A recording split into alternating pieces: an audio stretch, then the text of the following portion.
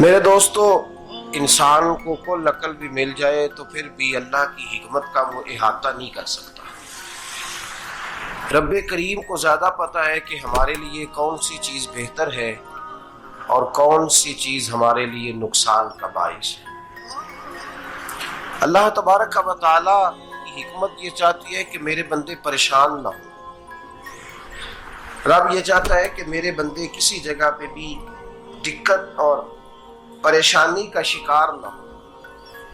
تو اللہ تبارک و تعالی نے راہ اعتدال اختیار کرنے کا حکم ارشاد فرمایا کہ تم اعتدال کے رستوں پہ چلو، معتدل زندگی گزارو، افراط و تفریط سے بچو۔ آج جس معاشرے میں ہم وقت گزار رہے ہیں، اس معاشرے میں ہم اس بات کو سمجھنے سے قاصر ہیں کہ اصل ہمارا مسئلہ کیا ہے۔ ہمارا اصل جو مسئلہ ہے اس کی شناخت ہمیں کیسے ہوگی اور ہم پھر اس تک رسائی کس انداز میں حاصل کر پائیں۔ ہم ہمیشہ اپنی آمدن بڑھانے کے چکر میں رہتے ہیں، ایک کام اور شروع کر لیں، پارٹ ٹائم جاب شروع کر لیں، کوئی سائیڈ بزنس اس کا آغاز کر لیں۔ ہماری جو دوڑ لگی ہوئی ہے وہ لگی ہے کام بڑھانے میں، آمدن بڑھانے میں۔ حالانکہ اسلام ہمیں یہ کہتا ہے کہ تو آمدن بڑھانے کے چکر میں نہ پڑ، اصل بات یہ ہے کہ تو اپنے خرچے کنٹرول کر۔ تنگ انسان وہ نہیں ہوتا جس کی آمدن تھوڑی ہوتی۔ یہ توجہ کیجیے گا میری بات، یہ قیمتی بات ہے اور گفتگو ساری کا لب لباب ہے۔ تنگ بندہ وہ نہیں ہوتا جس کی آمدن تھوڑی ہوتی ہے، اصل پریشان وہ ہوتا ہے جس کے خرچے زیادہ ہوتے ہیں۔ اور ہمارا جو روزمرہ کا نقصان ہو رہا ہے نا، وہ آمدن کے معاملات میں نہیں ہو رہا۔ بنیادی نقص جو واقعہ ہو رہا ہے وہ یہ ہے کہ ہمارے اخراجات زیادہ ہیں،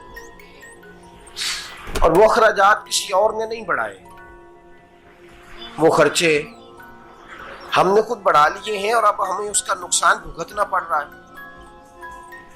اور اگر آپ صحیح معنوں میں ٹٹولیں تو جو بہت امیر لوگ ہیں وہ تو ان خرچوں سے بچ گئے۔ میں نے بہت سارے ایسے ختمات میں شرکت کی ہے، میں بہت ساری ایسی جگہوں پہ گیا ہوں کہ جہاں لوگوں نے بڑا مختصر سا ختم دلایا ہے تو ہو گیا ہے ختم۔ ختم کے معاملے میں کب کسی نے پابندی لگائی ہے کہ اس میں 200 آدمی شریک ہوگا تو تب یہ سال ثواب صحیح ہو سکے گا؟ کون کہتا ہے؟ یا شادی کے موقع پر اگر سارے بہن بھائیوں کو نہ بلایا گیا تو میری شادی پایہ تکمیل تک نہیں پہنچے گی، اس میں برکت نہیں ہوگی؟ یہ کس نے فتویٰ دیا ہے؟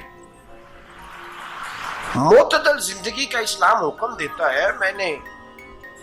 میں پڑھ رہا تھا کہ ایک بہت بڑا صدر ہے، غالباً سوڈان کے صدر کی بات ہو رہی تھی، تو اپنے بیٹے کی بارات لے کے گیا تو 4 لوگ گئے ہیں بارات، اور 15 لوگوں کا اس نے اہتمام کیا اپنے گھر میں کھانا کھانے کا۔ تو کیا شادی ہو گئی کہ رک گئی؟